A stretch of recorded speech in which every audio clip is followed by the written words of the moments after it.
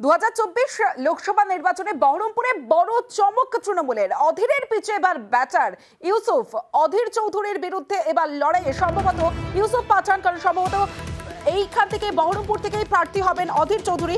সরাসরি চলে যাব, আবির রয়েছে আমার সঙ্গে, আবিরের সঙ্গে কথা বলবো। আবির, অধীর চৌধুরীর বিরুদ্ধে ইউসুফকে দাঁড় করানোর কারণ কি?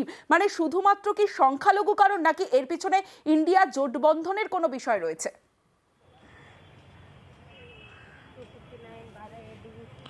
প্রথম বিষয় হচ্ছে যে বিধানসভা কেন্দ্রগুলি রয়েছে 2021-এ, তাতে দেখতে পাওয়া যাচ্ছে যে সবকটা বিধানসভা কেন্দ্রতেই কংগ্রেস পিছিয়ে রয়েছে তৃণমূল কংগ্রেসের থেকে প্রাপ্ত ভোটের প্রেক্ষিতে।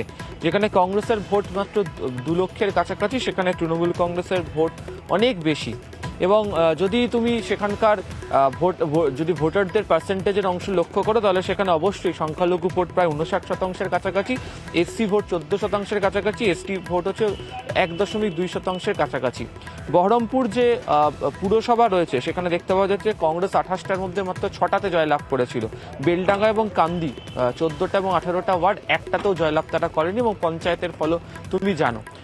এই যে 59% যে সংখ্যালঘু ভোট রয়েছে, অনেকেই বলেন যে এই ভোটের একটা বড় অংশ অধীর চৌধুরী তিনি পেয়ে যান, যেহেতু অধীর চৌধুরী সেখানকারই বাসিন্দা, দীর্ঘদিন ধরে সাংসদ, তার যে সেই জনসংযোগের জায়গাতে থেকে। এর প্রথম বদল ঘটতে শুরু করেই হচ্ছে 2021-এর বিধানসভাতে। সেখানে দেখতে পাওয়া যায় যে মুর্শিদাবাদ জেলাতে কংগ্রেস একটি আসনও পায় না, তৃণমূল কংগ্রেস আসন পায়। বিজেপি বরঞ্চ সেই জেলা থেকে আসন পেয়েছিল। এবং পরবর্তী সময় সাগরদিঘি উপনির্বাচনে কংগ্রেস জয়লাভ করতে পারলেও সেখানে প্রার্থী পদ একটা অন্যতম বড় ইস্যু ছিল। ফলে অবশ্যই সংখ্যালঘু ভোট একটা ফ্যাক্টর, যে কারণে হচ্ছে ইউসুফ পাঠানের মতো এরকম একজন স্টার ক্রিকেটার, তাকে তৃণমূল কংগ্রেস সেখানে দাঁড় করিয়েছে, এবং তারা মনে করছে এর ফলে একদিকে তার স্টার ইমেজ, এবং অন্যদিকে অবশ্যই তৃণমূল কংগ্রেসের সাংগঠনিক দিক থেকে সংখ্যালঘু ভোটও তৃণমূলের পক্ষে যেতে পারে। সেই কারণে ইউসুফ অন্যতম বড় বাজি তৃণমূল কংগ্রেসের অধীর চৌধুরীর বিরুদ্ধে। বেশ হবে।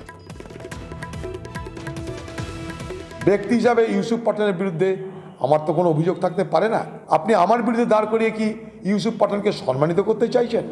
ইউসুফ পাঠানকে যদি আপনি সম্মানিত করতে চাইতেন, তাহলে কয়েকদিন আগে পশ্চিমবঙ্গে রাজ্যসভার এমপি নির্বাচিত হলো, সেই সময় কেন ইউসুফ পাঠান? क्रिकेटर अभी भी आप खेलते हैं, तो कब सोचा ये पॉलिटिक्स में आना है, लोगों के लिए कुछ करना है? देखिए, ये अपॉर्चुनिटी मुझे मिली, टीएमसी ने मुझे इस काबिल समझा कि मैं लोगों की मदद कर सकता हूं और उनका वॉइस ओवर पार्लियामेंट में लेके जा सकता हूं और उनको हेल्प कर सकता हूं। तो ये मेरे लिए एक अपॉर्चुनिटी था और मैंने ये डिसाइड किया, बस बहुत ही शॉर्ट टाइम के साथ बात हुआ, ममता जी के साथ? ये बिल्कुल बात हुआ। क्या बोले? उससे बात अच्छा, आप जहाँ पे खड़े हुए वहाँ पे अधीर चौधरी है, जो बहरमपुर कांग्रेस था, जो पार्लियामेंट में तृणमूल कांग्रेस ने वो सीट जीता ही नहीं है। ये बड़ी चैलेंज है। चलो कोई बात नहीं, लेकिन ये हर चीज़ बदलती है अच्छे के लिए, और मैं अच्छे के लिए यहाँ पर आया हूँ, और जो यहाँ पे लोग हैं वो प्यार करते हैं मुझे, और मैं उनको जो उनकी हेल्प कर सकूँ उतनी हेल्प करूंगा मैं।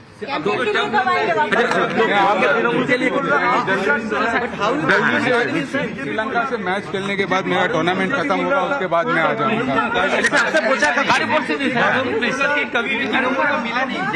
देखिए क्या बोलेंगे? अच्छा, मैं व्हाट्सएप करके रखा यूसुफ भाई। अच्छा, एक मिनट मैं व्हाट्सएप में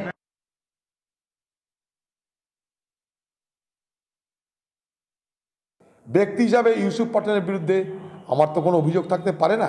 আপনি আমার বিরুদ্ধে দাঁড় করিয়ে কি ইউসুফ পাঠানকে সম্মানিত করতে চাইছেন?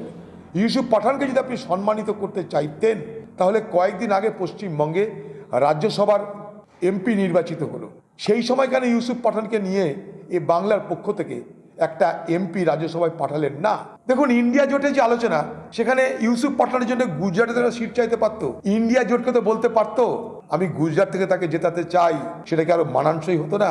জানে জেলার নাম মুর্শিদাবাদ, সংখ্যালঘু ভোটকে না কাটতে পারলে অধীর চৌধুরীকে রুখা যাবে না। রাজনৈতিক বাতাবরণে এক বিষাক্ত মতবাদ খাড়া করতে ভালো একটা খেলোয়াড় আমাদের, তাকে আপনি নিয়ে আসছেন।